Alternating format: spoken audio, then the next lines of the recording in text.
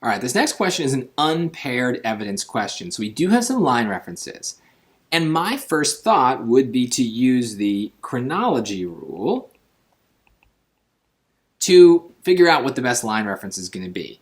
And so we would use surrounding line references, but even still, just based on the location of this question and the context of the whole passage, I would say it's probably A. Because it's early on, and this is probably, it's the first real question, so it probably means that the answer will be early on, maybe B, but C and D seem unlikely. And if I go ahead and look at the next question that has a line reference, sure enough, question 15, we had to skip a few, but question 15 tells me line 26, which again gives me strong evidence that A is probably right. But let's look at it. We always need to still read the question. Which choice best supports the idea that reliance on computers does not necessarily diminish human memory?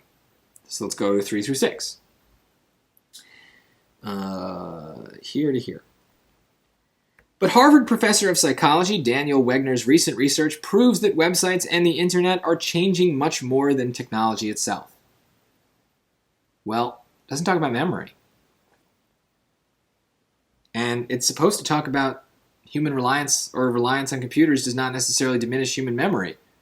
Well, it doesn't talk about human memory. Even reliance on computers is kind of a strong phrase that I'm not really getting from those lines. This is a case where the chronology rule is broken. It happens. If you've watched some of my other videos and you understand the chronology rule, you've heard me warn you that it works 85% of the time. But there's some times it fails. This is one of those times. But it doesn't stop me from using the rule. It works most of the time. And when it doesn't work, I'm able to catch it because I still go through the process of doing the question, right? The chronology rule is a good start, but very rarely am I making entire decisions based on the rule. It's a place for me to look and a place for me to have a little bit of a sense of what to expect. But when what I expect does not match with the reality in the passage, I change my mind. This is a nonsense choice. It has nothing to do with anything. It doesn't have to do with the question. So now it's fair game. Anything is fair game. And this is okay. This happens a couple times per test. It's not a big deal. It just means we need to be prepared for it. And strategies are really great, but for everything on the SAT, there's always some possible exception. So we want to prepare for the exceptions as well, and that will save us those few points where things get a little weird. But let's look at B. We know what we're looking for now. Let's look at 31 to 33. That's right in here. Wegner points out that we never have to stretch our memories too far to remember the name of an obscure movie actor or the capital of Kyrgyzstan. Well, that has nothing to do with how reliant we are on computers or whether or not our memory is diminished, so that also doesn't seem like it's answering the question. Let's look at C, 66 to 68. That is in here. C. Students who have trouble remembering distinct facts, for example, may struggle to employ those facts in critical thinking. Well, that sounds very negative, right? That sounds like they're not remembering things.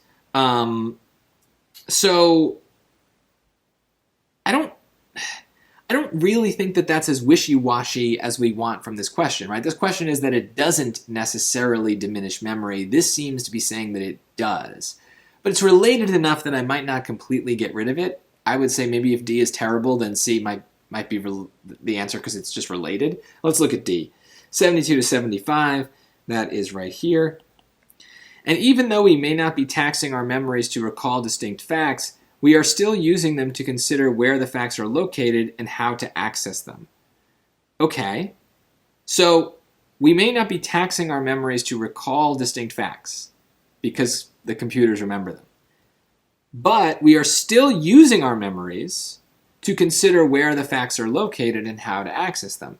So using the computer might not hurt our memories because we still need to remember where we stored the facts. It's a little bit of a roundabout thing, but remember, if I know what I'm looking for, I have a better chance of being able to pull that meaning out of the lines, even when it's not as obvious as I might like. I don't think it's obvious that D is the right answer here. But I do think that when I think about what I'm looking for, I'm like, oh yeah, I can see what they're saying. They're saying things, the memories are both good and bad here. right? We don't have to remember things because the computer has them. But there are some things we still need to remember even though the computer has them. That's good enough. This is a hard question. It's weird. It's weird that they broke the chronology rule. It's weird that the answer isn't very obvious. It's going to happen that there will be these exceptions. The rules can help us kind of prepare and deal with a lot of hard questions, but they also can sometimes throw us off. The good thing is no matter what, we're always being careful and we're following process of elimination so that we're prepared either way. Either things match our expectations and we get the question right without many surprises, or when we are surprised, we've put a good system in place to deal with that and find the right answer despite the surprise. That's how you get an 800 on the reading. If you're just looking to get a 650, then don't worry about the times they break the chronology rule. You can ignore those times, use the chronology rule every time, and get a lot of points. It's only for those people who need to get those exceptions where you need to really start being meticulous and careful about your process.